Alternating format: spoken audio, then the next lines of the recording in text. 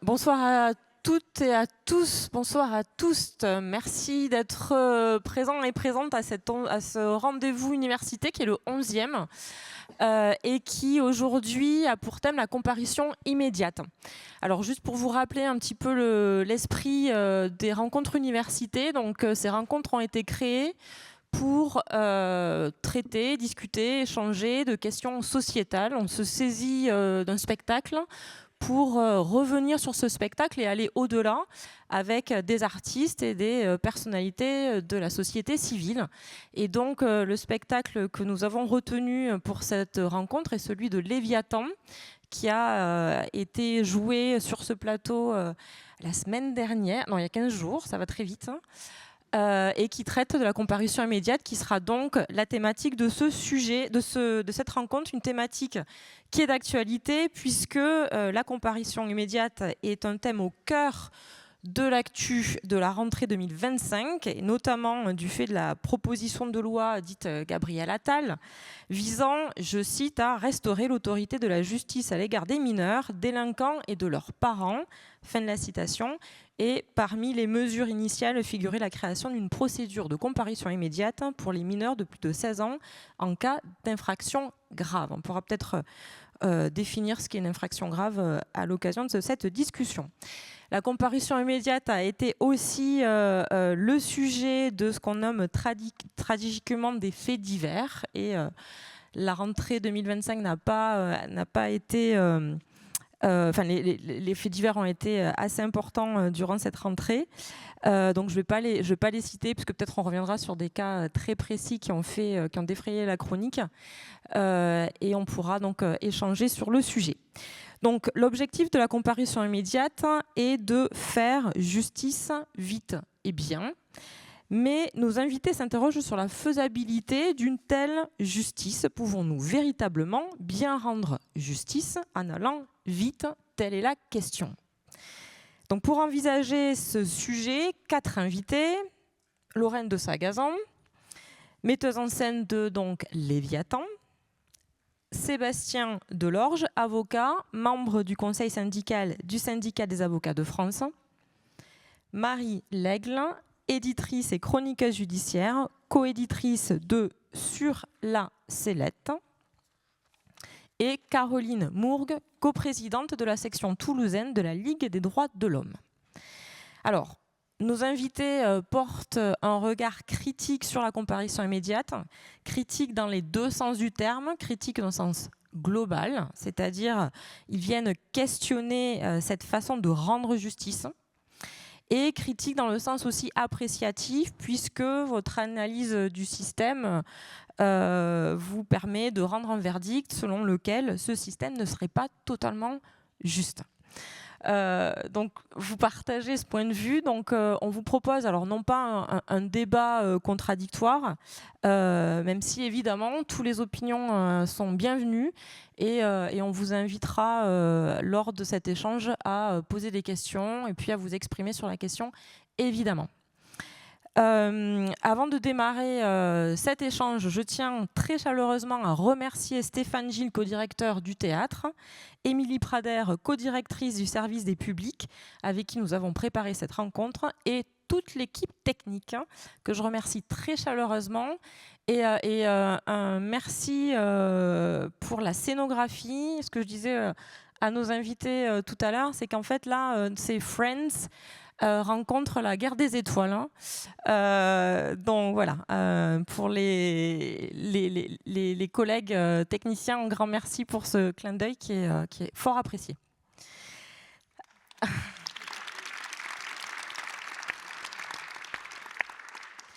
Je tiens à vous préciser que la rencontre est enregistrée et qu'elle sera disponible en ligne un peu plus tard. Lorsque l'on vous donnera la parole, un micro circulera, et donc n'hésitez pas, plutôt on vous invite à parler dans le micro de façon à ce que votre question, votre remarque puisse être entendue lorsque les personnes écouteront le podcast, ou le lien, YouTube.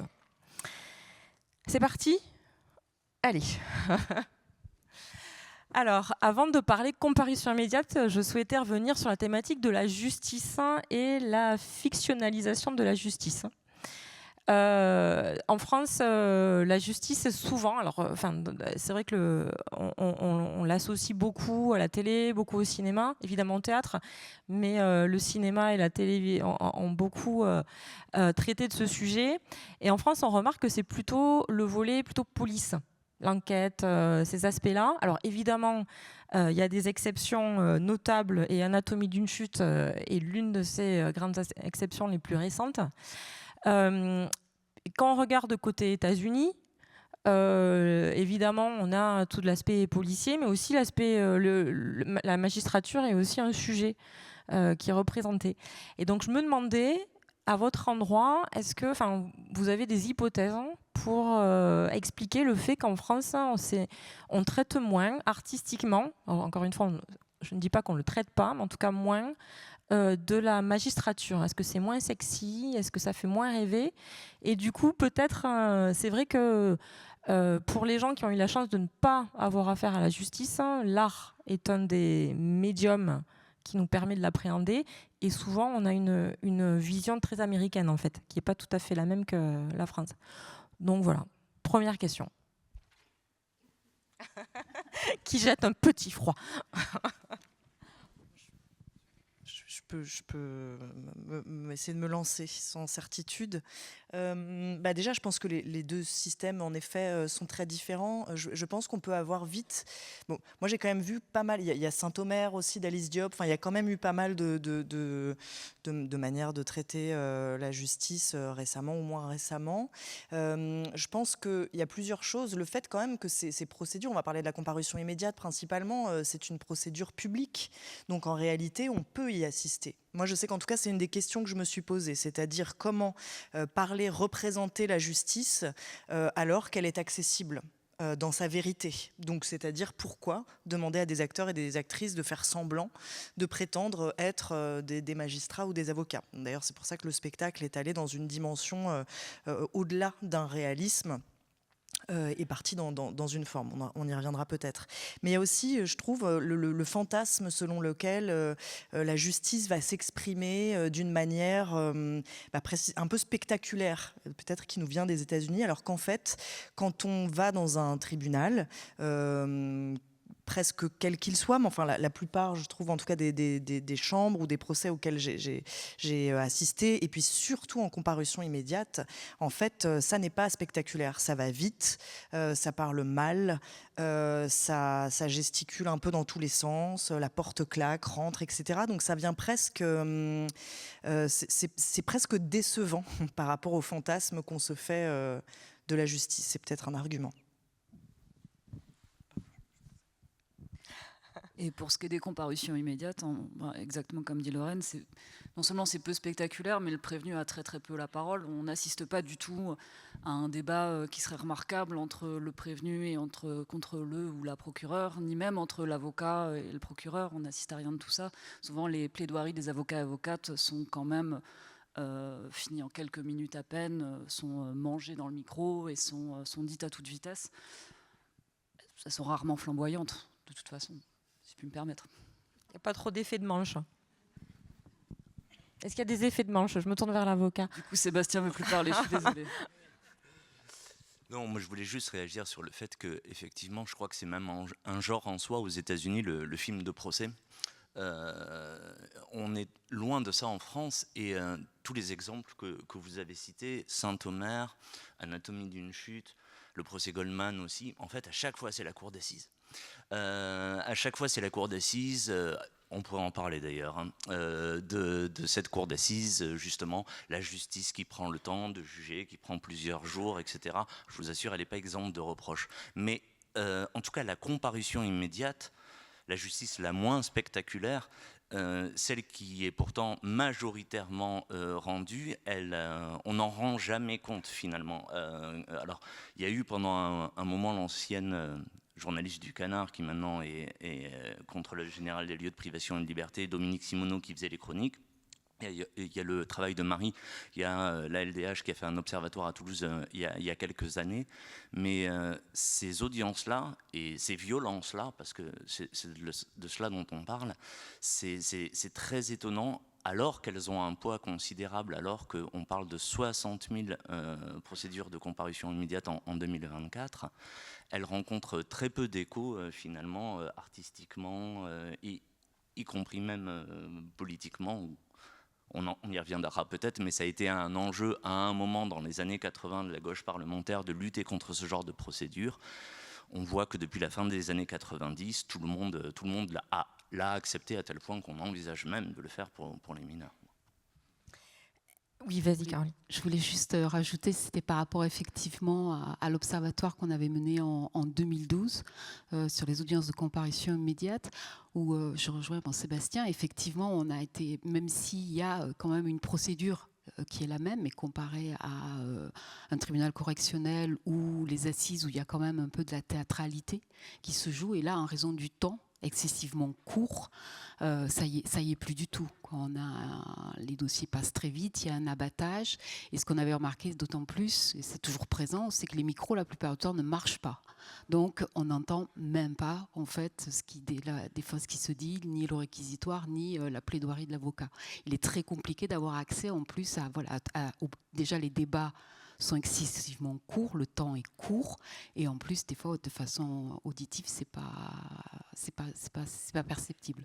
Donc, il y a effectivement, sur cette audience-là, sur les comparaisons immédiates, il n'y a pas du tout de raison, et je rejoins ce que dit Lorraine, quoi. Elles sont publiques, donc autant y assister de façon en physique, et ce qui permet effectivement d'exercer notre citoyenneté et de voir comment est rendue notre justice à l'heure actuelle. Peut-être on reviendra sur la question du public justement et les personnes qui y assistent. Est-ce que vous pourriez définir ce qu'est la comparution immédiate et peut-être vraiment l'ancrer dans une réalité, c'est-à-dire on commet un délit et à partir de là, qu'est-ce qui se passe? Alors c'est pas n'importe qui. Si vous commettez un délit, vous n'irez pas en comparution immédiate.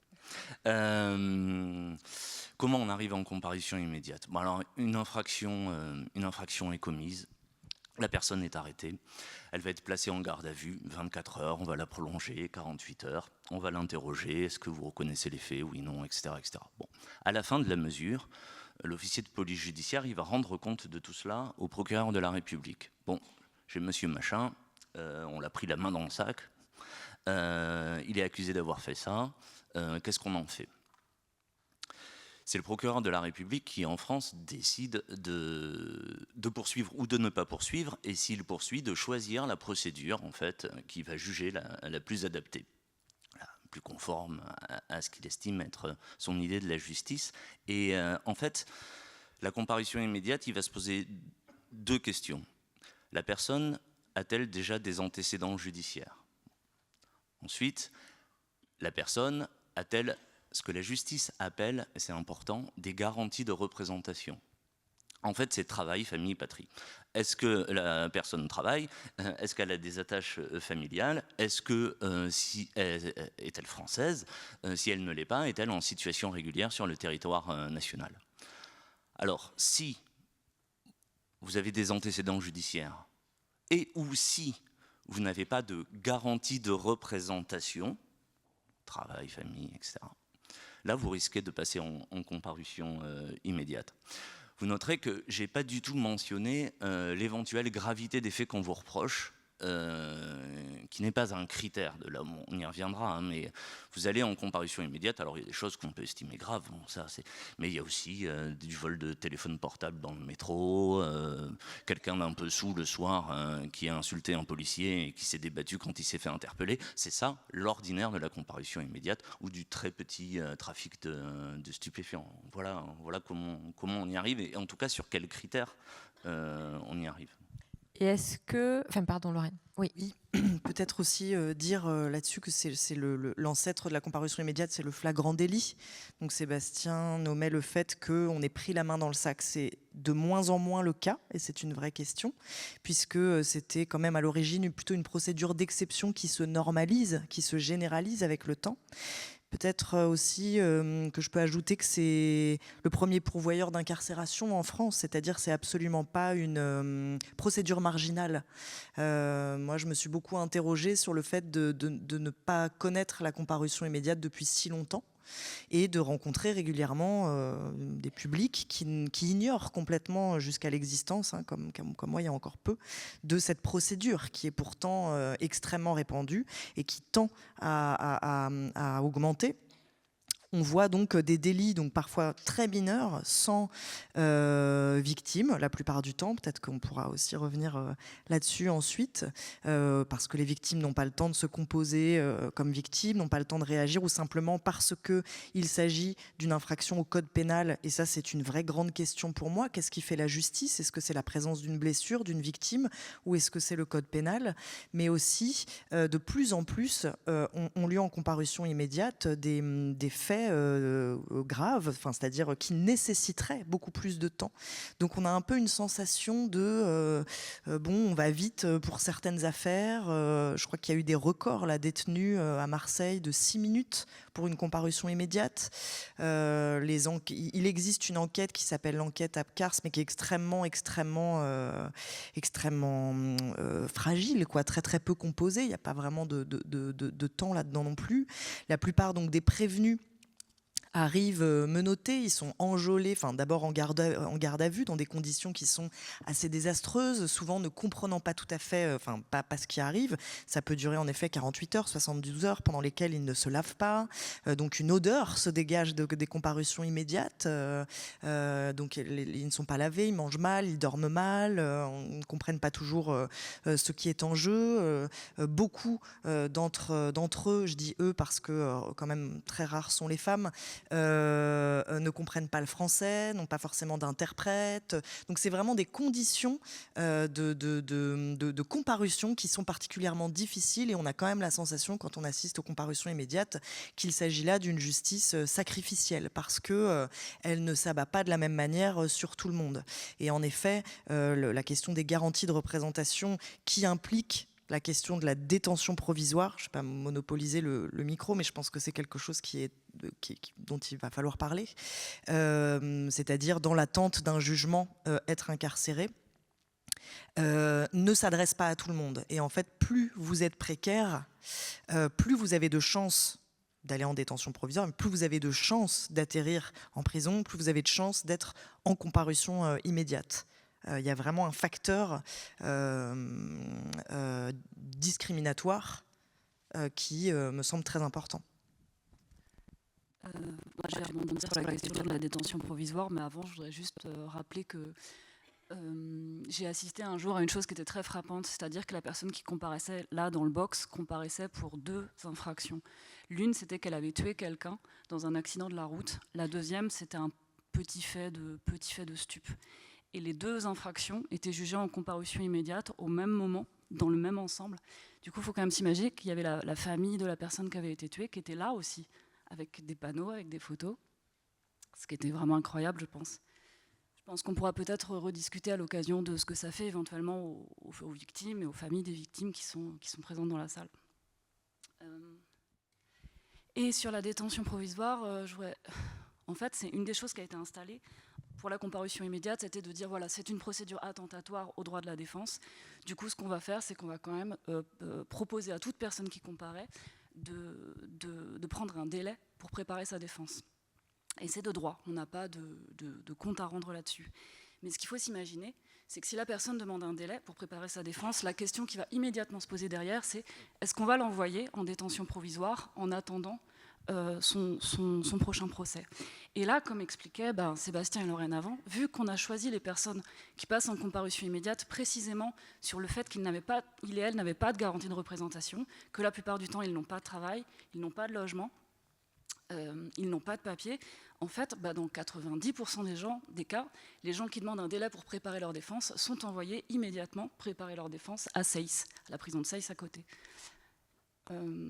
Et très rares sont les gens qui sont laissés, ne serait-ce que sous contrôle judiciaire, en attendant. Et détention provisoire, on parle en général, mais en tout cas ici à Toulouse, et je pense que ça doit être relativement similaire partout, on parle d'1 mois et demi, de 6 semaines de 6 semaines, voilà.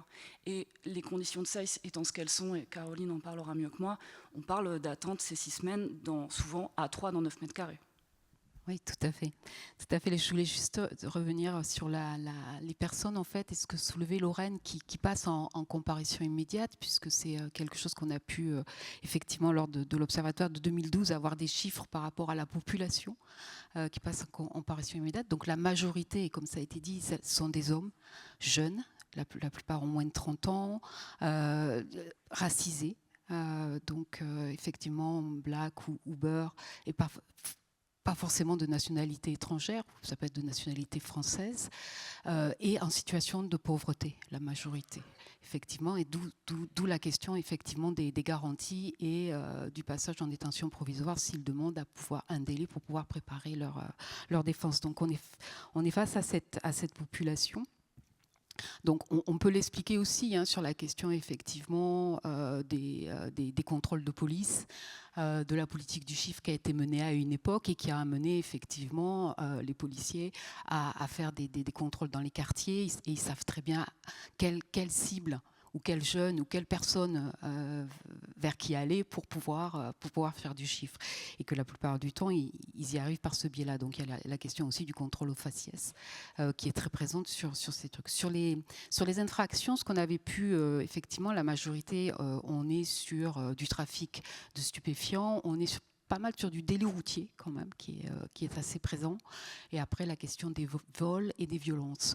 Et ce que je tenais à dire, parce que effectivement, que ce soit sur ce sujet de la justice ou de la prison, on passe notre temps à démonter en fait des dires ou des propos qui sont tenus, à déconstruire de façon permanente, parce que sur la question d'une population racisée, sur les chiffres qu'on a pu obtenir lors de cet observatoire, ce sont les personnes en fait qui passent en comparution immédiate, qui vont en détention, la majorité, qui sont surreprésentées, mais qui sont les personnes qui sont là pour des faits les moins graves.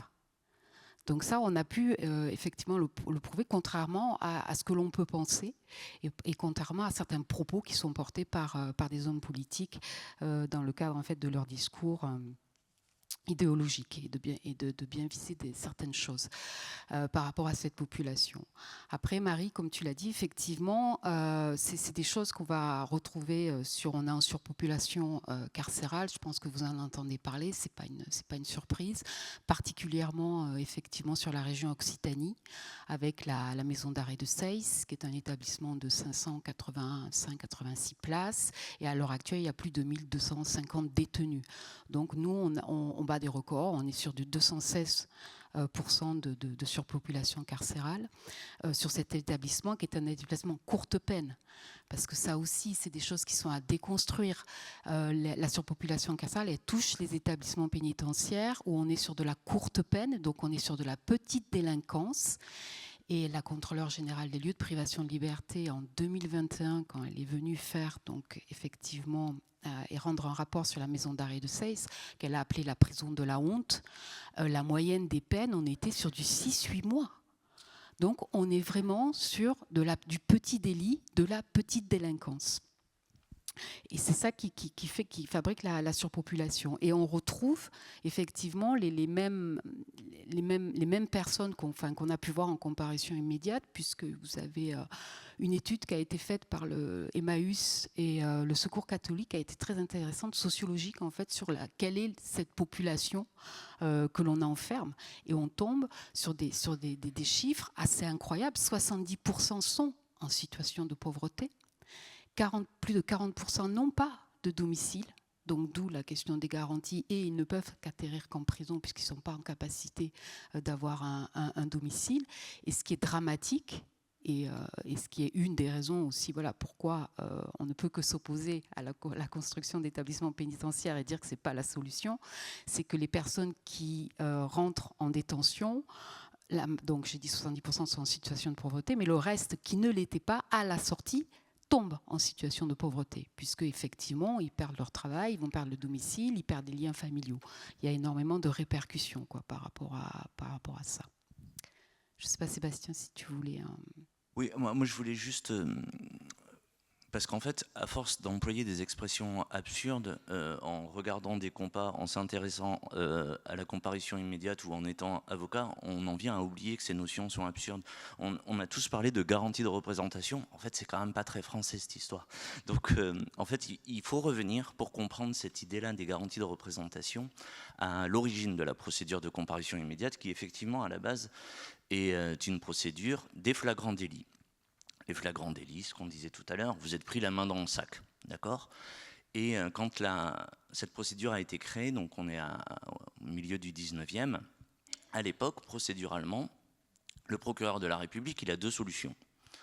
Soit il remet une convocation à la personne et il lui dit bah, « revenez plus tard, vous viendrez à votre jugement », soit il va voir un juge d'instruction pour mettre en examen la personne, qui la mettra en détention provisoire, etc. Bon.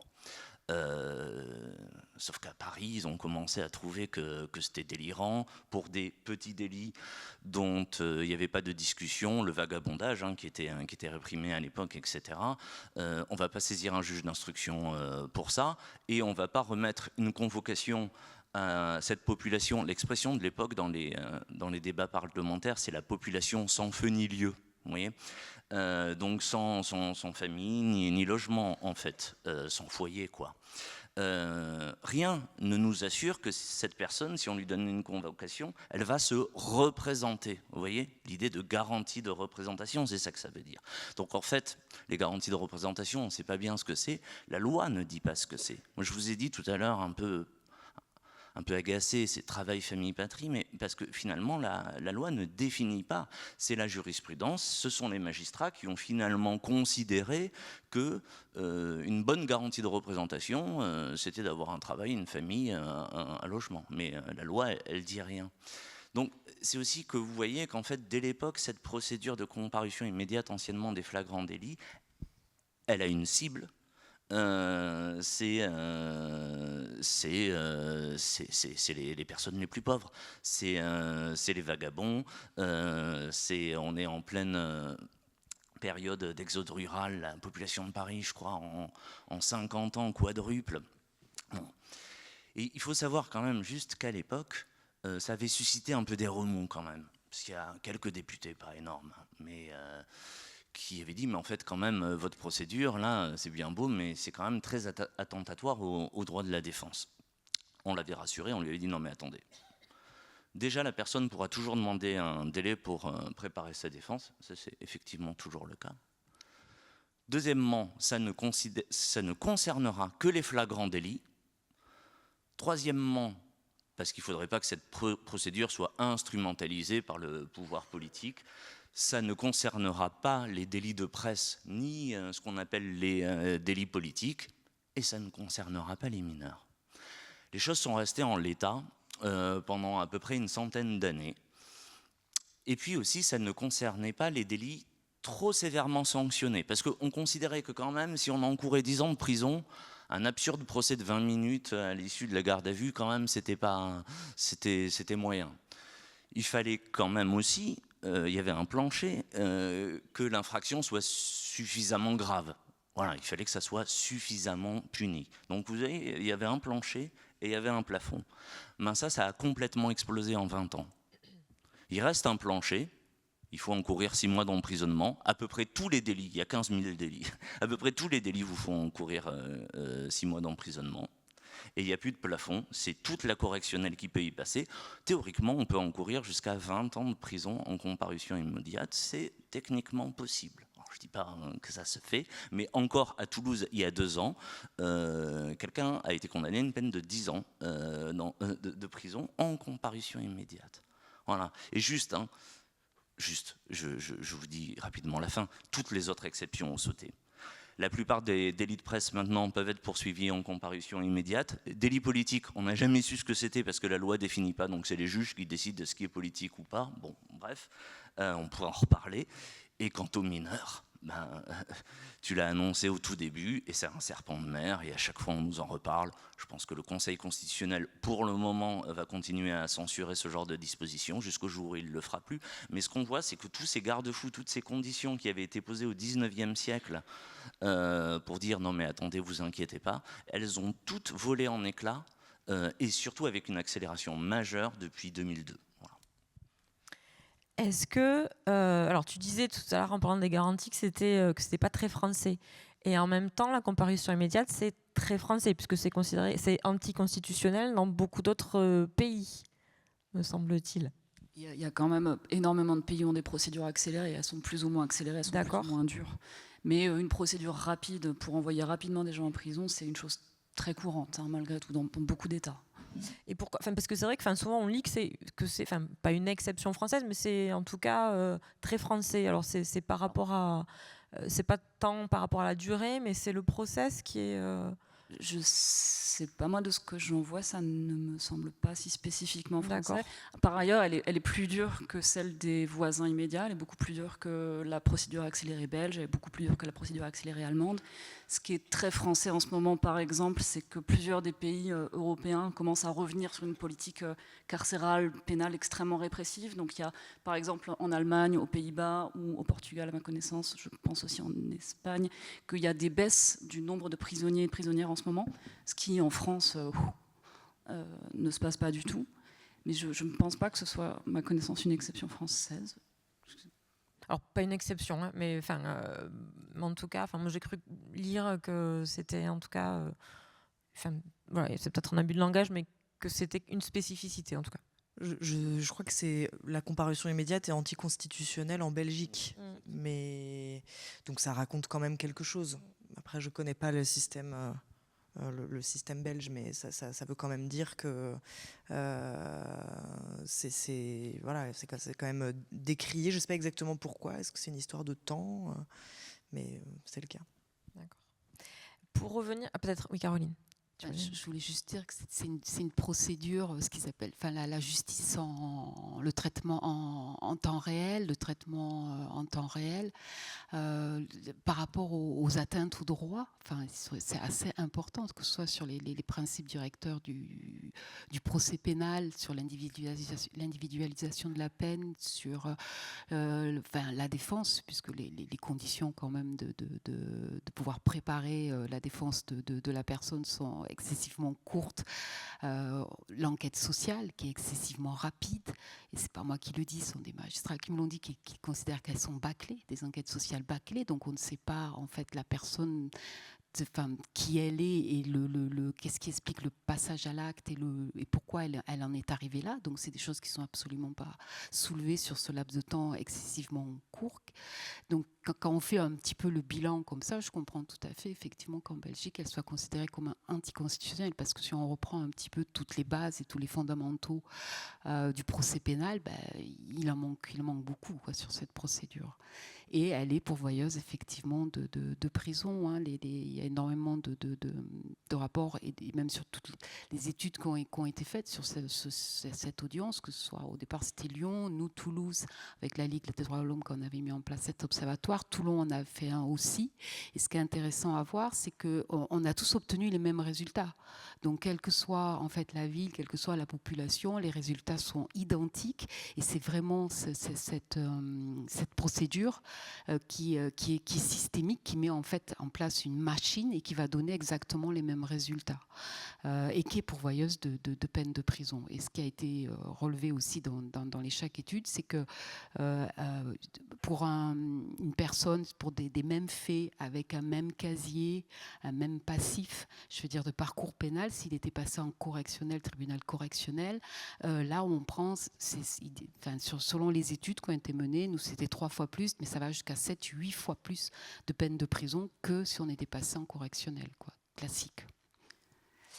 Et le Parti socialiste, pendant les années 80, s'est pas mal engagé pour éviter que les verrous de la comparution immédiate, qui s'appelaient encore à l'époque les flagrants délits jusqu'en 86, soient levés.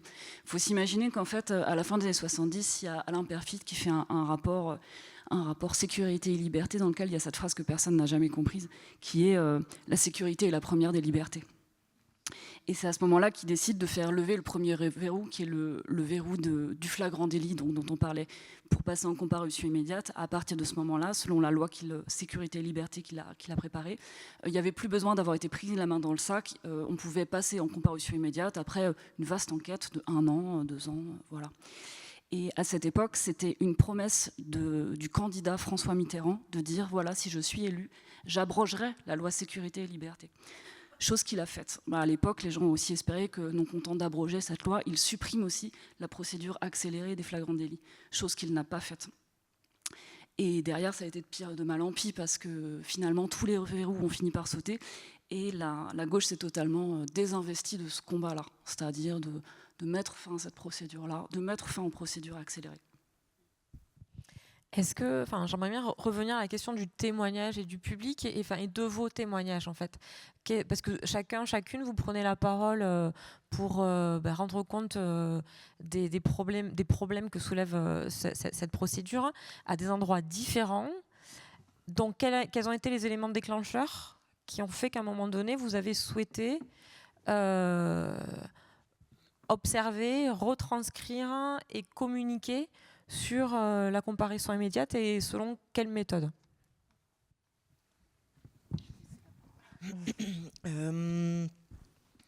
Je pense qu'il y a plusieurs éléments. Il y a le fait que j'ai eu affaire personnellement à la justice, pas à la comparution immédiate, mais ça m'a quand même posé un certain nombre de questions.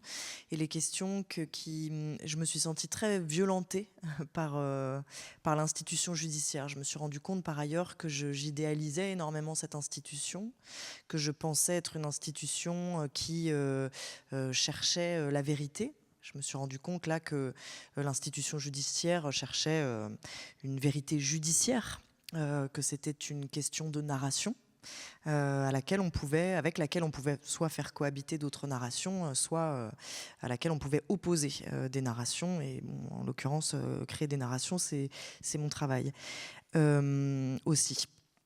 Donc voilà, et j'ai aussi senti à l'intérieur de cette procédure que ma parole, ma place était comme confisquée. Donc je me suis sentie dépossédée des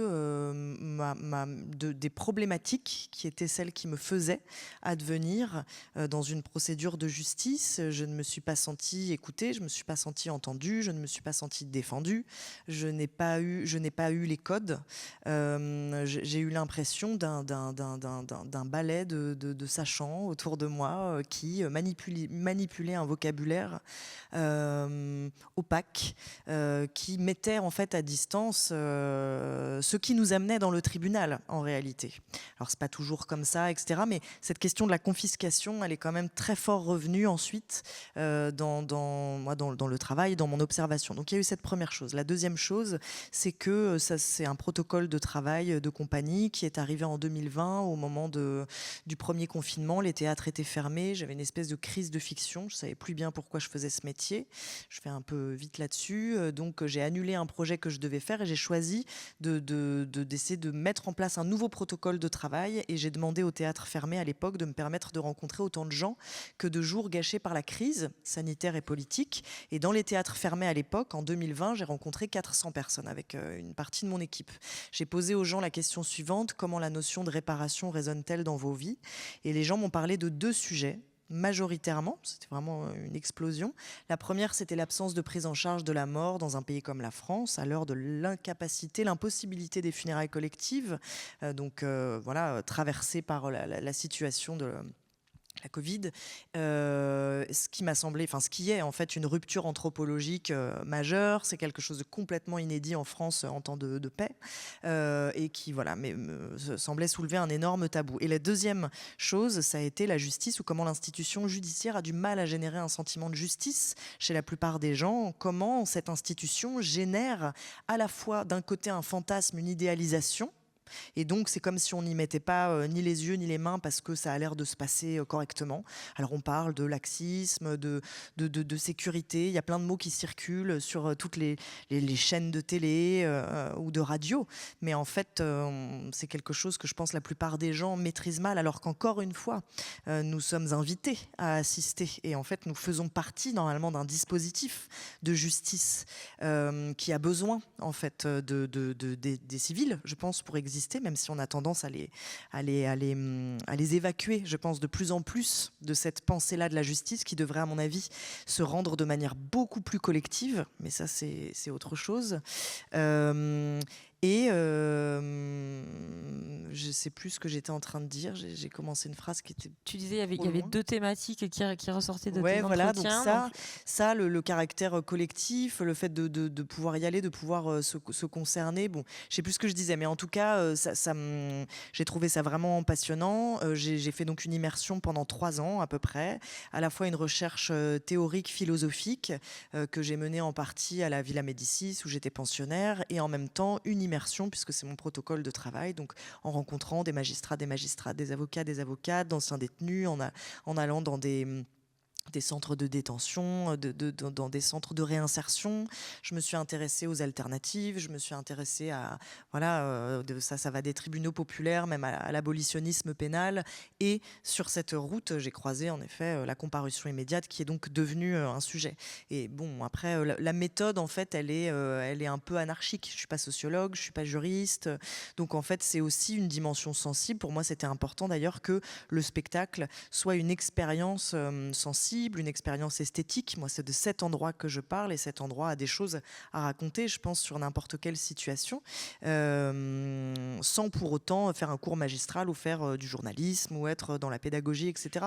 Donc il y a aussi une forme qui vient charrier autre chose dans le spectacle Léviathan, et par ailleurs, c'est accompagné d'un volet plus militant, en fait, qui est celui pour lequel je suis là ici, et organise aussi régulièrement des actions, en fait, par rapport à cette comparution immédiate. Merci beaucoup. Marie?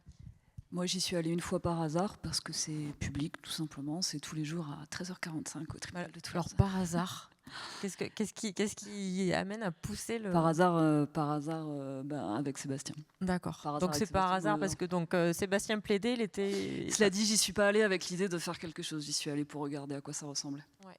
Sans me dire que ça allait être génial, néanmoins sans pensant que ça allait être aussi brutal et indigne que ça. Je pense que tous les gens qui y sont allés ont vu ça, je pense au moins.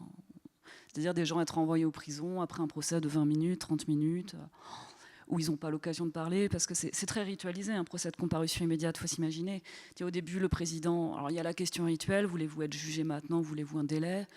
Parfois, ils ne savent pas qu'on va leur poser la question, donc ils ne savent pas quoi répondre, et ça veut dire qu'ils n'ont pas vu leur avocat avant. Parce que parfois, l'avocat les rencontre pour la première fois quand ils sont déjà dans le box. Et après, il y a le président qui va résumer les faits. Et là, à ce moment-là, ce n'est pas encore le moment de parler, mais les personnes qui sont dans le box ne sont pas forcément au courant de la manière dont précisément les choses vont se passer. Donc parfois, elles essayent d'intervenir à ce moment-là. Alors non, pas tout à fait, il ne s'est pas passé ça. Ça n'est pas le moment de parler. Après, ça va être le moment de l'interrogatoire sur les faits. Mais il faudra parler que des faits. Si jamais la personne dit « ouais, mais écoutez, oui, c'est vrai, j'ai fait ça, mais là, j'allais très mal parce que ceci... » Ah, non, monsieur. Là, ce sera les faits pour le moment. Et après, ce sera l'interrogatoire sur la personnalité. La personnalité, c'est une manière de dire le casier, surtout quand même, malfois. C'est le casier et c'est l'enquête sociale rapide, dont on reparlera peut-être, mais qui est faite dans des conditions particulières. Et en fait, dans tous ces moments-là, il faut répondre de la bonne manière, au bon moment, sans avoir été averti précisément de comment ça se passe. Donc en fait, on voit souvent des gens qui commencent des phrases, se font sans arrêt couper la parole, et finissent par être assez silencieux face à la fois au président, 2 assesseurs de chaque côté, et puis le procureur. Et puis à la fin, le tribunal se lève pour délibérer, revient, annonce 6 mois de prison, et on voit la personne revenir, être remportée, ramenée, hébétée et menottée dans les geôles du palais de justice, où elle va attendre jusqu'à la fin de la journée, la plupart du temps, que la camionnette de l'administration pénitentiaire vienne la chercher pour l'amener à Seyss. C'est un truc qui est très étonnant à voir. C'est un doux euphémisme. Donc voilà, donc j'y suis allée plutôt par hasard. Et après, j'ai décidé du coup d'en faire des chroniques de comparution immédiate que je poste sur un site internet et dont j'ai fait un livre par ailleurs. Voilà. Et donc, alors, tu as mentionné les geôles et puis Sébastien. Donc c'est intéressant aussi ce vocable qui est quand même associé à notre temps, mais qui est d'actualité quand on parle de comparution immédiate et du tribunal de justice de Toulouse, par exemple. Voilà. Sébastien. À Paris, c'est la souricière, je crois. Ah, ça dépend des lieux. Ah, d'accord, ok. Dans des endroits, mais c'est toujours un jargon médiéval de l'enfermement et de la répression, quoi. Enfin, oui, les geôles. Alors le palais, il y en a qui le savent mieux que moi dans la salle. Il est récent, notre palais de justice, je sais pas. Mais on appelle ça les geôles. Enfin, c'est quand même délirant. Enfin, et si vous allez un jour en audience, n'oubliez pas La personne qui va passer à 17h ou 18h, en fait, elle est peut-être là, dans les geôles du tribunal, depuis 10h le matin, seule, ou à 2, ou à 3. Et c'est une pièce en béton ciré, dégueulasse, et il y a un trou pour pisser, faire ses besoins. Enfin, je veux dire, c'est ça. Et toute la journée, elle attend, dans cette tension-là, le moment où brusquement, elle va être projetée comme ça, sous le feu des projecteurs un peu, et on va lui dire, d'ailleurs c'est quelque chose que vous allez entendre, puisque la personne elle rentre, elle regarde un peu la salle d'une manière répétée, c'est par ici que ça se passe monsieur, voilà. Et là on a compris, et la personne elle comprend pas, et tout va très vite, ce que disait Marie, et 20 minutes plus tard elle est ramenée, et elle attend dans ses geôles, et alors nous on va les voir après. Est-ce qu'on fait appel? Nous les avocats? Ouais, nous les avocats on va les voir après.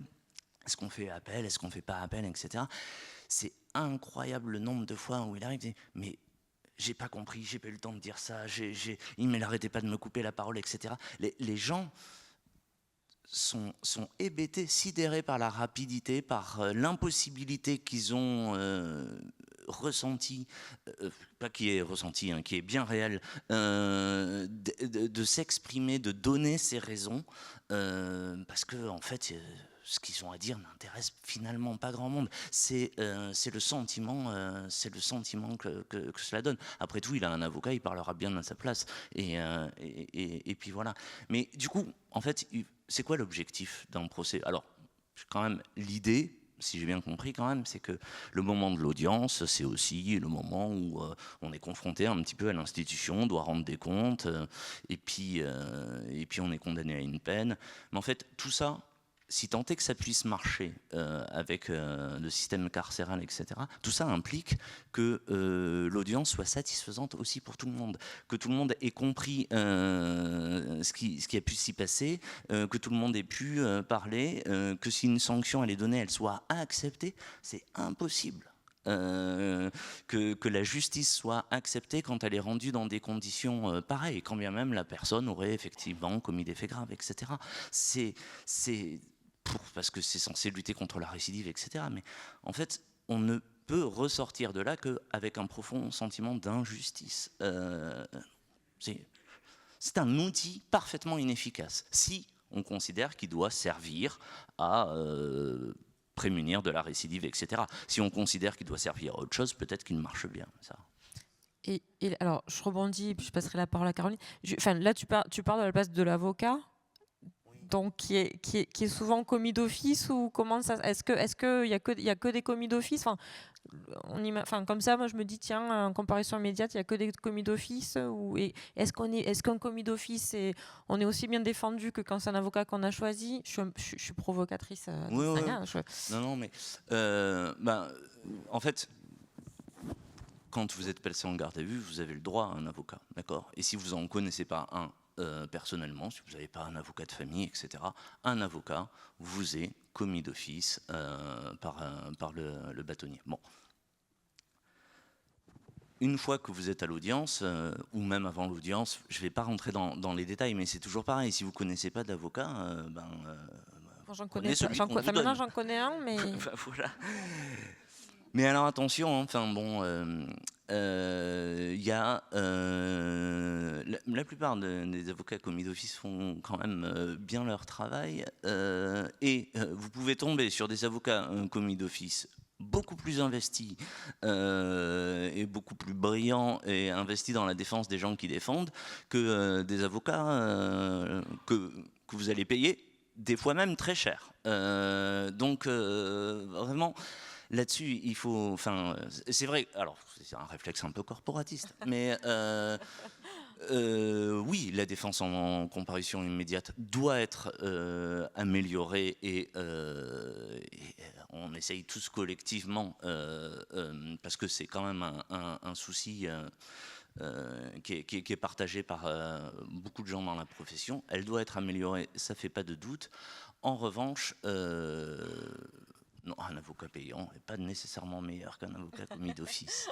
Ce qui pose le problème, au-delà de tout ça, c'est que la procédure elle-même ne permet pas de défendre efficacement. C'est que vous soyez Dupond-Moretti. Ah non, mais lui, je ne sais plus s'il est avocat. Bref, mais ou Sébastien Delorge. Dans tous les cas, vous êtes dans de très mauvaises conditions. Pour défendre quelqu'un. C'est la raison pour laquelle le choix normalement le plus rationnel, mais après il se discute, c'est de demander un délai pour préparer sa défense. Parce que aussi ça peut avoir une visée un peu stratégique, c'est-à-dire que si tous les avocats se mettaient à demander des délais pour préparer la défense, peut-être qu'au niveau du procureur de la République, voilà, je sais qu'il y a quelqu'un dans la salle qui est très d'accord avec ça, qui se reconnaîtra. Bon, mais ça c'est un débat. Mais voilà, en fait, l'avocat, quel qu'il soit, il est mis dans une position compliquée, et cette mécanique, ce rouleau compresseur de la comparution immédiate, il va falloir qu'il essaye de le stopper, ne serait-ce que quand il va devoir plaider. Ne pas prendre la pression du temps, du genre oui, bon là c'est bien, mais dans 2 minutes c'est bien si vous avez terminé, quoi. Et ça c'est des trucs qu'on entend parfois le président dire explicitement, maître, compactez vos explications, ce qui est quand même comme un truc fou à entendre. Et je veux dire, après, c'est pas juste non plus une question de les choses sont mal faites, si elles étaient mieux faites, ça irait bien. Moi, ça me fait toujours penser à l'enquête sociale rapide, on en a parlé à plusieurs reprises. L'enquête sociale rapide, c'est un projet louable initialement, c'est-à-dire on se dit, ouais, faut personnaliser la peine. Il ne s'agit pas juste de juger des faits, il s'agit de juger aussi d'une situation, dans toute sa complexité, etc. Donc, ce qui se passe, c'est que là, quand la personne est au geôle en attendant son procès, il y a un enquêteur, une enquêtrice qui vient d'une association, qui vient la voir. À Paris, c'est l'APCARS. Ici, je ne sais plus qui c'est. Bon. Et qui lui fait passer un questionnaire. Les questionnaires, c'est chaque asso a les siens, mais ils sont quand même plus ou moins tous relativement similaires. Il y a des informations d'état civil, est-ce que la personne est mariée, est-ce que la personne a des enfants, quelle est sa formation, est-ce qu'elle a fait des études, est-ce qu'elle a un travail, mais aussi des informations de santé, est-ce qu'elle est malade, est-ce qu'elle a des addictions. Mais en fait, tout ça est fait très à la hache. Par exemple, là, sur un des questionnaires que j'ai vus, c'était addiction, oui, non, cocher la case, et puis dessous une ligne, pourquoi ? Ce qui est quand même un peu vertigineux, vu la complexité du phénomène. Et par ailleurs, voilà, ce petit questionnaire, il est passé peut-être en une demi-heure, 3/4 d'heure, et après, signe de la profonde, viscérale méfiance de l'institution vis-à-vis des prévenus, c'est que l'heure suivante est consacrée par l'enquêteur ou l'enquêtrice à vérifier chacun des renseignements qui a été donné. C'est-à-dire qu'à côté du renseignement donné, il y a une deuxième colonne avec des cases sur la vérification. L'enquêteur va prendre son téléphone et appeler toutes les personnes dont il aura le contact, qui sont susceptibles de confirmer ce que le prévenu a dit. L'employeur, bailleur, la compagne, la famille, le médecin éventuellement, enfin tous ces gens-là. Et chaque fois que le renseignement n'a pas pu être confirmé, ce qui est très souvent le cas, vous imaginez, il suffit que la personne ne réponde pas, ou alors que le prévenu n'ait pas en mémoire le numéro de téléphone pour que de toute façon le coup de téléphone ne puisse tout simplement pas avoir lieu. En tout cas, tout renseignement non confirmé est considéré par le tribunal comme nul et non avenu. Il y a marqué non vérifié dans la case, et ça vaut pour inexistence. J'ai explicitement entendu des présidents et des présidentes de chambre dire ça n'est pas confirmé, c'est purement déclaratif. C'est une manière de dire on va s'asseoir dessus quand même. Caroline, tu voulais ajouter autre chose ? C'était la fin de mon raisonnement. Je suis dit que j'ai totalement oublié en cours de route, que je voudrais quand même dire. Si cette enquête, elle était merveilleusement faite, si l'enquêteur, il passait des heures à la faire, et qu'à la fin, il passait des heures à vérifier, et qu'il avait toutes les personnes au téléphone, et que tout était superbement fait, à la fin, ça donnerait quoi ? L'enquête sociale rapide, elle dirait quoi sur les prévenus ? Elle dirait qu'ils n'ont pas de travail, et qu'ils n'ont pas de papier, et qu'ils n'ont pas de logement, et qu'ils ont des addictions, et qu'ils ont des problèmes psy. Et puis quoi ? Ça aurait quoi comme effet ? Cette personnalisation de la peine. Tout ça pour dire, c'était un peu mon point initial, c'est que c'est pas juste une question de manque de moyens où les choses sont mal faites quand même. Sans transition aucune. Caroline. Oui, enfin, c'était juste pour répondre à la question de comment on en est arrivé à... Donc nous, en 2012, c'est venu au sein de la Ligue des droits de l'homme d'un magistrat à la retraite. Voilà, qui interrogeait en fait ces audiences et qui souhaitait de pouvoir en fait, on est parti avec des hypothèses bien sûr, et de pouvoir assurer en fait rendre effectives ces hypothèses. Et la Ligue des droits de l'homme, on est très attaché en fait à la situation, à l'implication citoyenne. C'est-à-dire qu'on s'est dit quel outil on va pouvoir mettre en place pour faire en sorte que des citoyens et des citoyennes aillent voir ce qui se passe au sein de la justice et spécifiquement au sein de cette audience. Donc, on a monté un observatoire citoyen. Une grille de lecture a été travaillée donc avec ce magistrat et un enseignant-chercheur en sociologie qui ont monté cette grille. Et on a fait un appel en fait, à des associations partenaires, à des amis. Et ça a été assez incroyable parce qu'on s'est retrouvé avec plus de 50 personnes qui ont accepté d'aller en comparution immédiate tous les jours. Donc, on faisait des trinômes, c'était le minimum. Il fallait qu'on soit 3. Et cet observatoire a été mené de janvier jusqu'à juin. Donc, on a couvert plus de 600 affaires, ce qui a permis effectivement de rendre compte et de donner des chiffres et des statistiques sur lesquels on pouvait vraiment parler de recherche scientifique. Donc ça a été le démarrage. Et là, dernièrement, en janvier, on a relancé un observatoire mais assez court, sur 3 semaines. Notre objectif était un peu de voir 2012, 2024, 10 ans après, où est-ce qu'on en est par rapport à cette procédure, voir un petit peu qu'est-ce qui a changé. Est-ce qu'on est toujours également exactement sur les mêmes travers, je dirais.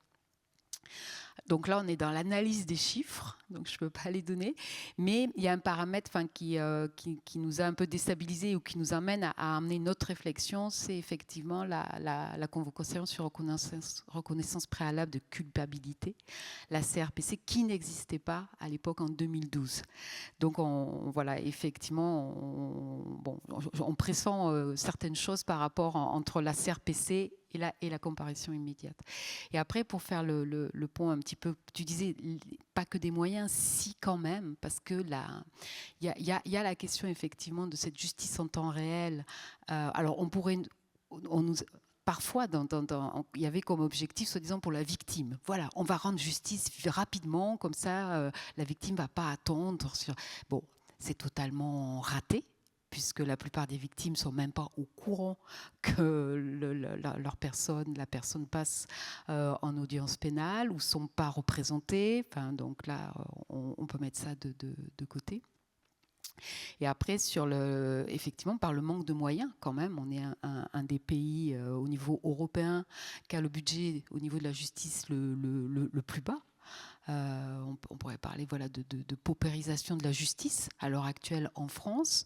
On a des budgets effectivement qui augmentent, qui ont été augmentés donc sous le quinquennat de Macron dernièrement. Là, à l'heure actuelle, le budget de 2025 également, sauf que les moyens ils sont pas mis au bon endroit, et quand on regarde la répartition du budget, c'est la construction de prisons qui englobe qui prend tout l'argent pour ce budget. C'est 65% du budget qui est attribué pour la construction de prisons, 12% à la sécurité.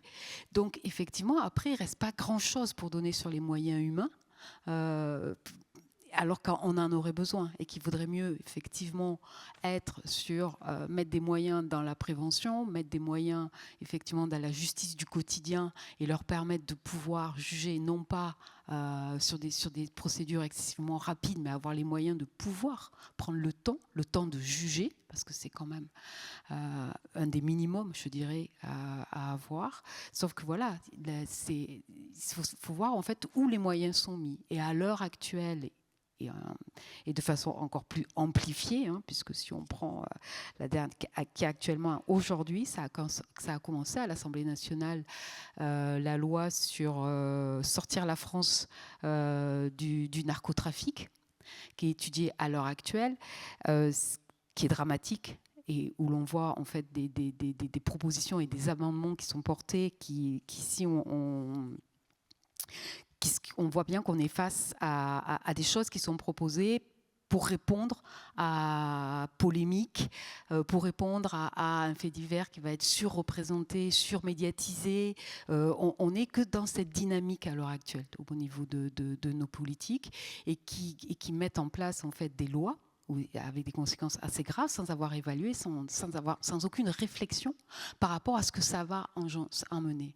Et c'est la problématique de la surpopulation carcérale. Ça fait 30 ans qu'on en parle, enfin encore plus, depuis toujours, par rapport à ça, où la seule solution qu'on nous apporte, c'est la construction de prisons. Alors qu'on sait très bien que ce n'est pas ça qui va résoudre la surpopulation carcérale et qu'il faut agir sur les causes. Et une des causes majeures, effectivement, sont les comparutions immédiates.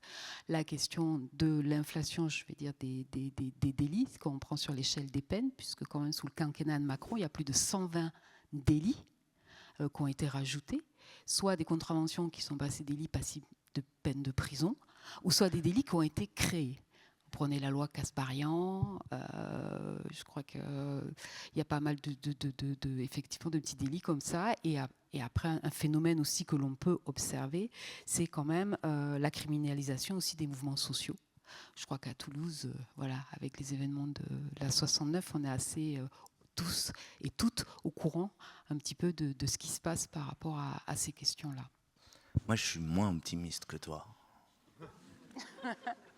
Parce que je fais confiance à notre capacité d'analyse et je crois que justement la problématique, il faut rendre aux citoyens notre capacité d'analyse par rapport à ce que l'on vit et pouvoir participer. Moi, je pense qu'à l'heure actuelle, Caroline, je pense qu'à l'heure actuelle, si tu augmentes, si tu dis que le problème c'est un problème de moyens et que tu donnes plus de moyens, ils ouvrent une deuxième chambre de comparution immédiate à Toulouse. Voilà, moi ce que je pense. Oui. Et oui, parce qu'à mon avis, le problème, il n'est pas que là. Il ne s'agit pas de dire que la justice dispose de tous les moyens dont elle devrait disposer. Mais c'est pourquoi on fait de la comparution immédiate. On ne fait pas que de la comparution immédiate parce qu'on manque de moyens. En fait, s'ils en avaient plus, ils en feraient plus. On fait de la comparution immédiate parce que ça permet de fanfaronner dans les médias en dire action-réaction, problème-solution. Ça permet tous les jours de regarder dans la presse quotidienne régionale, il s'est passé ça, le lendemain la personne a été condamnée. Vous avez des chroniques judiciaires qui sont faites tous les jours. Le ministre, alors je ne sais pas si vous savez ça, c'est toujours un peu interpellant, les gens sont très étonnés. Vous savez que le ministre de la Justice adresse des consignes écrites au procureur de la République. C'est son supérieur hiérarchique, d'accord ? Il peut aussi lui demander de communiquer, lui-même procureur de la République. Naël Berzouk est tué le 27 juin 2023, il me semble, à Nanterre. D'accord ? Circulaire du garde des Sceaux, ces émeutes urbaines sont insupportables, vous allez me passer tout ça en comparution immédiate. Là, comme lors des soulèvements des quartiers en 2005, d'ailleurs, parce que ça a été documenté, la plupart des personnes arrêtées n'avaient pas d'antécédents judiciaires et avaient des garanties de représentation. On les a tous passés en comparution immédiate. Le 5 juillet 2023, soit une semaine plus tard, sur l'ensemble du territoire national, c'était 585 comparutions immédiates qui avaient eu lieu. Et le ministre, dans sa circulaire, demandait aussi au procureur de communiquer sur la répression. Vous avez un procureur de la République à Grenoble qui avait un compte Twitter, ou X, bon bref, en direct de l'audience de comparution immédiate à Grenoble, un dimanche. Nous avons ouvert une deuxième salle et nous jugerons jusqu'à minuit. Voilà. Et ça, c'est encouragé. Vous voyez ce que je veux dire ? C'est que c'est devenu, pour le pouvoir politique, un instrument de communication, la comparution immédiate. Ça prétend régler des problèmes et donc on montre qu'on agit. Et on agit comment ? La prison, la prison, la prison. Voilà. Donc malheureusement, voilà. D'ailleurs, à Paris, maintenant, donc, je crois que je l'ai dit tout à l'heure, mais il y a 4 chambres au tribunal de Paris de comparution immédiate, donc ça s'est étendu quand même très vite. Et il y en a une qui s'appelle Chambre des comparutions immédiates complexes. Bon. Donc voilà, ça s'étend. Je pense qu'aussi la question, c'est l'exaltation de la punition quand même qu'on a en France. Moi, je partage tout à fait l'avis de Sébastien sur le fait que je pense aussi que plus on construit de prisons, plus il y a de détention, plus on ouvre de chambres de comparution immédiate. Enfin, en fait, ça se passe dans ce sens-là. Il y a quand même cette histoire de la gestion déléguée de certaines prisons en France, c'est-à-dire il y a du chiffre en fait, et il faut faire du chiffre pour que ces établissements fonctionnent. Il faut faire du chiffre aussi à des fins électorales pour pouvoir montrer qu'un gouvernement est actif sur les questions de justice, et je pense que c'est lié avec le fait qu'on garde un flou quand même assez énorme sur la manière dont se passent les comparutions immédiates. Les comparutions immédiates à Paris, elles commencent à 13h, 13h30 et elles peuvent se terminer jusqu'à 3h du matin. Mais le tribunal, à partir de 18h, n'accueille plus personne. Donc quand je dis que c'est public, en réalité, c'est public pendant ce laps de temps. Après, ne pouvant plus rentrer dans le tribunal, voilà, on ne sait pas ce qui s'y passe. Et moi, j'ai assisté à des comparutions immédiates où c'était absolument indigne ce qui s'y passait. Enfin, pas simplement les conditions d'incarcération, on l'a dit, et puis même, encore une fois, cette logique d'incarcération. Et c'est pas du laxisme crasse de dire ça. Je crois que c'est aussi lié au fait d'observer que ça ne fonctionne pas. Quelqu'un qui vient en comparution immédiate pour la 5e, 6e fois, la première question qu'on devrait se poser, c'est mais en fait, si cette personne est encore là, c'est que l'incarcération n'a sur lui aucun effet. Donc, qu'est-ce qu'on fait de la violence ? On voit bien que ça ne marche pas en détention, surtout étant donné les conditions de détention. Moi, j'ai l'impression qu'il y a énormément de gens aussi. Alors, il y a la question de la psychiatrie, c'est-à-dire en fait, il n'y a plus de place dans les hôpitaux psychiatriques, donc il y a des étages entiers qui sont dévoués maintenant à la psychiatrie dans les prisons. Donc, des gens qui sont malades, qui devraient avoir des soins, ne sont absolument pas soignés et envoyés en détention. Et ça, ce genre de profil, on les voit énormément en comparution immédiate. Pour ceux qui ont des injonctions de soins, moi, c'est pareil, naïvement, je me disais, bon, bah, c'est des gens au moins qui vont être soignés par la... Mais en fait, ils voient le psychiatre 2 fois par an. Donc, c'est des gens qui vont ressortir à un moment donné et le problème ne sera pas réglé, loin de là.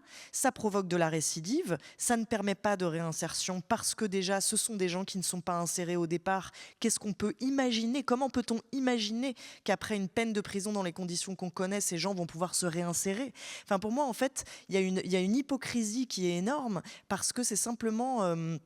je sais plus, je crois que c'est Derrida qui disait ça, finalement, abolir la peine de mort, ça a été abolir la manière la plus spectaculaire de mettre à mort. Mais cette justice sacrificielle, qui condamne certains corps beaucoup plus que d'autres, elle continue à exister dans cette logique d'abattage et cette logique répressive. On parlait du contrôle aux faciès, ces conditions d'incarcération qui ne résolvent rien et je crois qu'ils ne sont même pas satisfaisantes pour des victimes ou des parties civiles qui souvent réclament bien autre chose que simplement une peine de prison qui ne va pas générer... On est vraiment dans une logique de droit répressif plutôt que de droit restitutif. Or, ce sont des choses qui peuvent se questionner quand même. Qu'est-ce qu'on fait de la douleur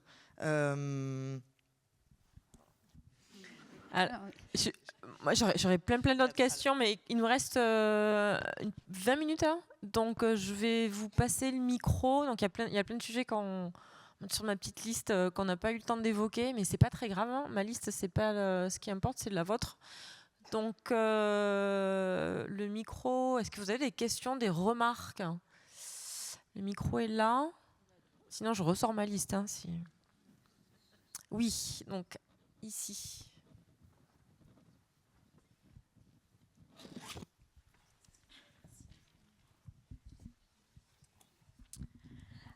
Alors, oui, j'avais une question.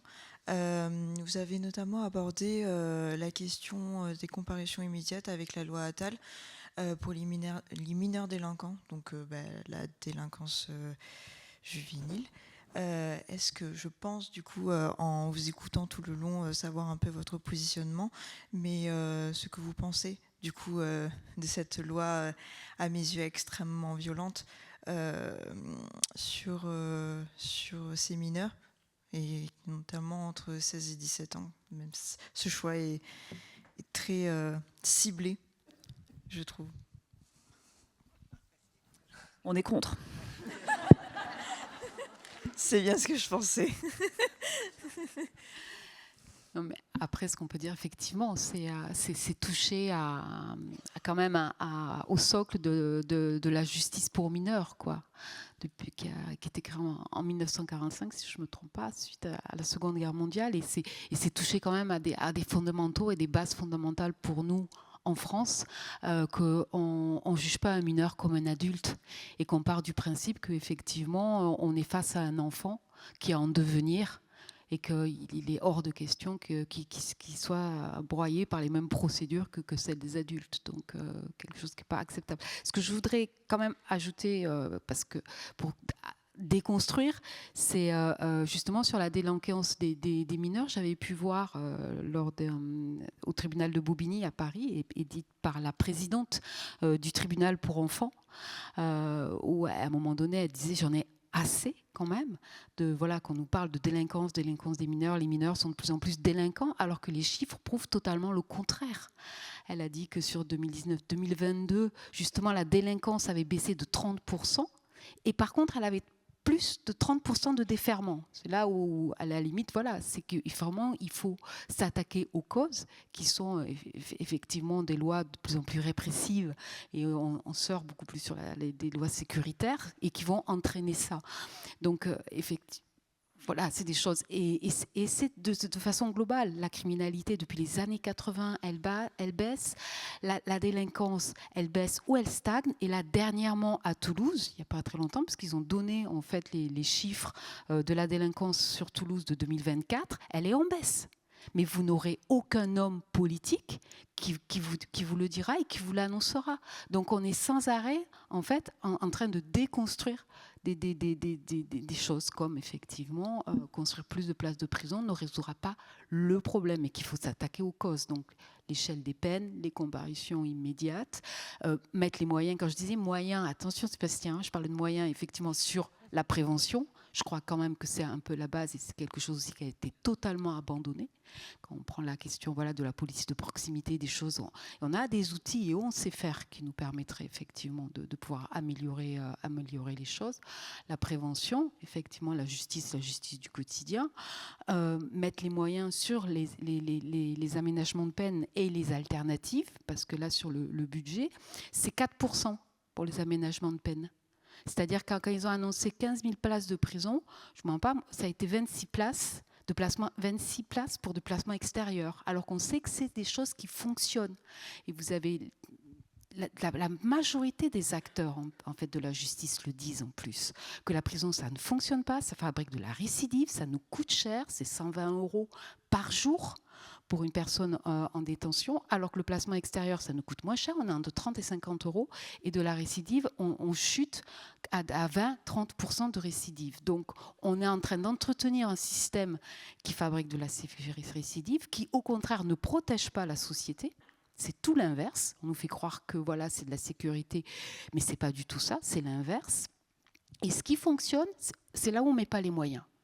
Je suis désolée, les juges d'application de peine le disent, donnez-nous plus de moyens sur le placement extérieur, sur les peines aménageables, développer les quartiers de semi-liberté, développons tous ces processus.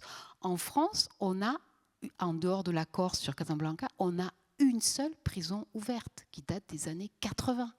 Là, effectivement, il faut vous replonger avec Badinter, qui était ces projets, effectivement, petite structure, prison ouverte, qui permet de pouvoir, effectivement, de se réinsérer, de repartir sur la collectivité. Toutes ces choses-là, on en a une seule de 200 places sur les 180 établissements qu'on a.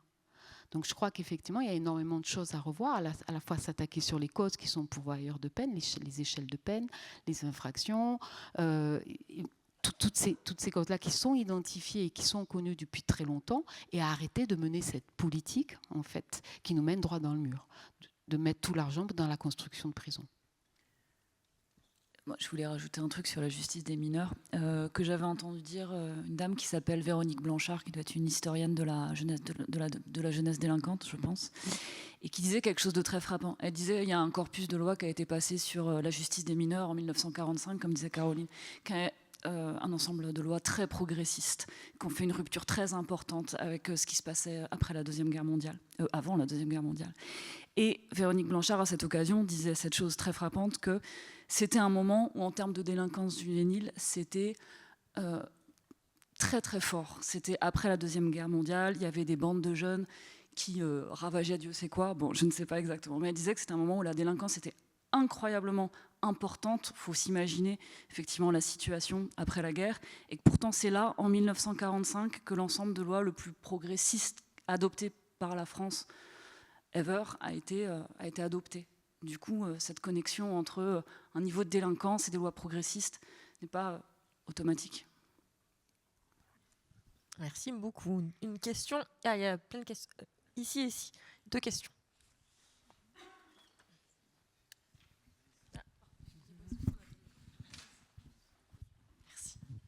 Merci, bonsoir. Je voulais savoir si en comparution immédiate, on pouvait faire appel. Et si oui, est-ce que c'était fréquent?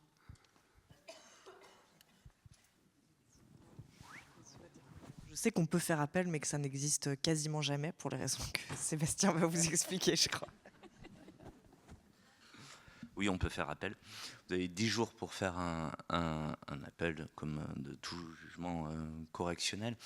La question de l'appel en comparution immédiate est très compliquée. Quoique ce que je vais dire est plus vraiment d'actualité depuis la réforme des réductions de peine, de réduction de peine. Mais en fait, si vous êtes condamné en comparution immédiate, la cour d'appel elle a un certain délai déjà pour examiner votre appel. Bon, si vous avez été condamné par exemple à 3 mois ferme, il n'est pas impossible que la cour d'appel examine votre recours à 3 mois et demi. D'accord ? Donc en fait, on est dans une situation un petit peu compliquée. Du point de vue de la prison de l'intérieur, quand vous êtes en détention provisoire, vous n'avez pas accès aux mêmes choses que quand vous êtes condamné, par exemple. Vous voyez ?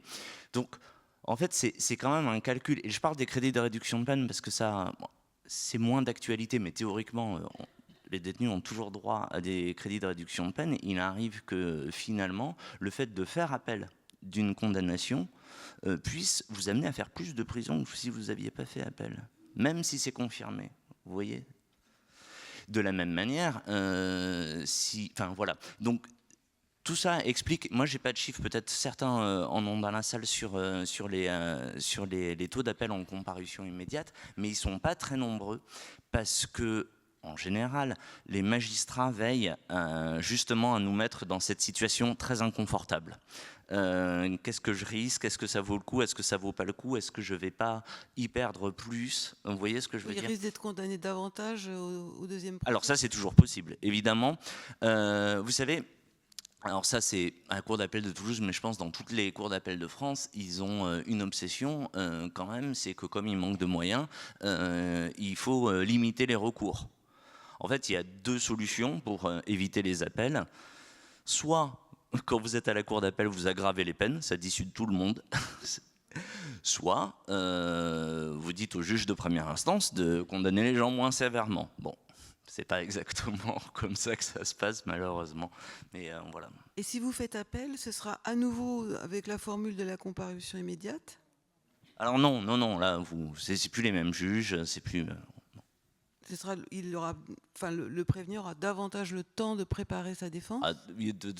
Alors oui, il aura de toute façon le temps, je vous dis, ils ont 4 mois pour l'audiencer, donc il aura ce temps-là pour préparer sa défense, oui.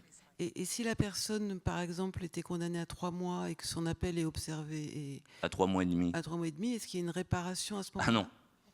C'est tant pis pour lui? Non, ah, tant pis. Même si elle est condamnée, à la fin, une amende. Donc elle est condamnée. Il n'y a pas de réparation. Non. Si vous pouvez être condamné à 100 € d'amende si vous avez fait 10 mois de détention provisoire, eh ben, c'est tant pis pour vous. Ouais.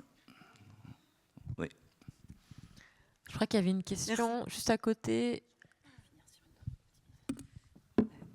Bonjour, moi j'avais une question pour Sébastien. Vous êtes très critique du coup de l'institution judiciaire. Et pourtant, vous êtes avocat. Quelle place quel sens vous y trouvez-vous? et comment vous restez et qu'est-ce que... C'est intéressant parce que du coup vous êtes critique et vous avez l'air vraiment investi sur ces questions. Oui, mais du coup, là, je sais pas, je trouve ça intéressant la place que vous prenez dans ce système. Bah, oui. Et alors c'est une très bonne question. Moi-même, j'aimerais la poser à des juges. Vous voyez, chacun a envie de la poser à quelqu'un d'autre. Mais évidemment, c'est évidemment. Alors, je vais pas dire que c'est un peu tarte à la crème de dire ça, que je me la pose tous les jours. Mais évidemment, c'est très compliqué parce que évidemment. Alors le sens, c'est déjà de pouvoir en rendre compte ici. Le sens, c'est aussi que certaines fois, pas tout le temps, on sert à quelque chose. Très clairement, il y a plein de fois où je me demande, alors c'est comparution immédiate ou hors comparution immédiate même, où je me dis, mais en fait, ça aurait été n'importe qui d'autre, quelqu'un qui aurait juste dansé à la place. C'est bien de danser, mais... est-ce que le résultat aurait été différent? Parce qu'il ne faut pas... et surtout en comparution immédiate, parce qu'en fait, la juridiction, elle a sa jurisprudence, ça vaut ça, ça vaut ça, ça vaut ça. Alors, Delorge, il fait des phrases un peu jolies à l'occasion, mais est-ce que, voilà, au-delà de la satisfaction personnelle, si vous voulez... Alors, il y a des fois où vous arrivez à faire relaxer une personne et vous dites, si j'avais pas amené le tribunal à regarder cette pièce, etc., ou envisager le dossier comme je l'ai envisagé, il ne l'aurait pas eu. Il y a les nullités de procédure, ça, par définition, c'est vous qui apportez un moyen, et si une procédure est annulée, bon. Sinon, c'est tout. Non, en fait, il y a autre chose. Il y a en fait le fait que la personne se soit sentie défendue. C'est-à-dire que, et ça je crois que c'est vraiment très important, ce qu'on vous dit depuis tout à l'heure, c'est que c'est des gens qui sont dans des états de vulnérabilité très importants. Ça fait 48 heures qu'ils sont privés de liberté, qu'ils n'ont pas vu un visage ami, qui se sont pas lavés, qui sont dans les mêmes fringues, qui puent, qui sont dans les geôles. On leur parle mal, leur avocat les secoue aussi un peu. Enfin, je veux dire, et voilà, moi, je me console comme ça. C'est qu'au moins, ces gens-là, non, on dit, non, vous allez, là, on va prendre un peu de temps, là, on va examiner, là, il n'a pas eu le temps de le dire, mais etc., etc., etc. Voilà. C'est bien peu comme consolation, mais je pense que c'est important. Mais oui, il m'arrive de plaider en comparution immédiate. Il m'arrive d'accepter des choses que théoriquement je ne devrais pas accepter. Enfin, je veux dire, c'est vraiment des questions intéressantes, hein, mais où il faut toujours réévaluer ça.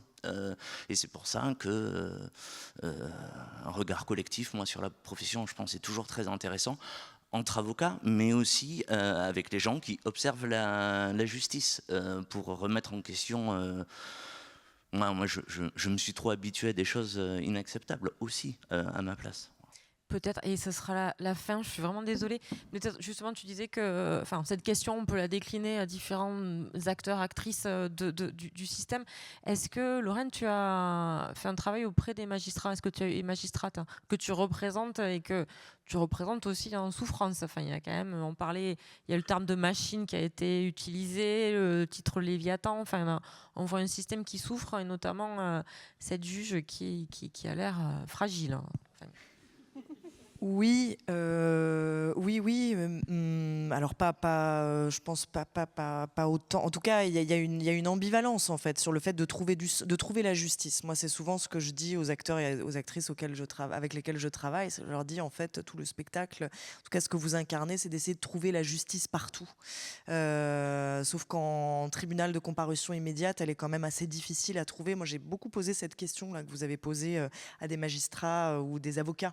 Mais comment est-ce que vous n'êtes pas un peu complice de ce système que vous par ailleurs que vous critiquez? Enfin, c'était aussi une provocation de ma part, mais et la plupart des gens me répondaient oui, mais peut-être. Ce que je me dis à chaque fois, c'est que peut-être que cette personne aura moins de mois ou d'années de prison si je prends sa défense. Donc c'est en fait, sachant que ce système est celui-ci, on peut tout à fait lutter à côté pour qu'il disparaisse. Moi, je pense que la comparution immédiate doit disparaître. Hein. Enfin, c'est très clair. Hein. Je sais pas, quelqu'un demandait si on était contre. Oui. Mais voilà, on peut déjà essayer de travailler à ce que ce soit le moins violent possible et peut-être qu'avec quelqu'un d'autre qui remet moins en question la répression. Voilà. Après, je sais il a existé un suicide d'une magistrate justement qui était acculée par les dossiers, la comparution immédiate, encore une fois, hein, à Paris. Alors, c'est peut-être pas comme ça partout, mais je me demande quand même comment on fait pour juger des gens de 13h à 3h du matin. En découvrant les dossiers le matin même, c'est-à-dire en fait, c'est rien ne va dans la procédure, rien ne va. Et d'ailleurs, on ne peut pas, ne serait-ce que se poser la question. C'est-à-dire en fait, à un moment donné, la fatigue fait presque diversion. C'est en effet une justice d'abattage qui fait que en fait, on n'a plus le temps de se poser la moindre question et on fonctionne par confort, par habitude, alors qu'en fait, le débat est extrêmement nécessaire malgré le manque de temps. Il va falloir le trouver, le temps et l'espace. C'est sur cette dernière référence au temps que l'on va conclure, puisque le temps nous manque. Mais...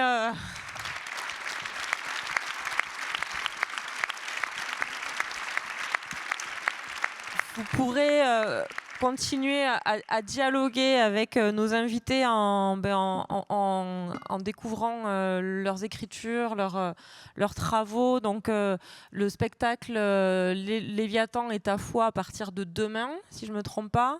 Vous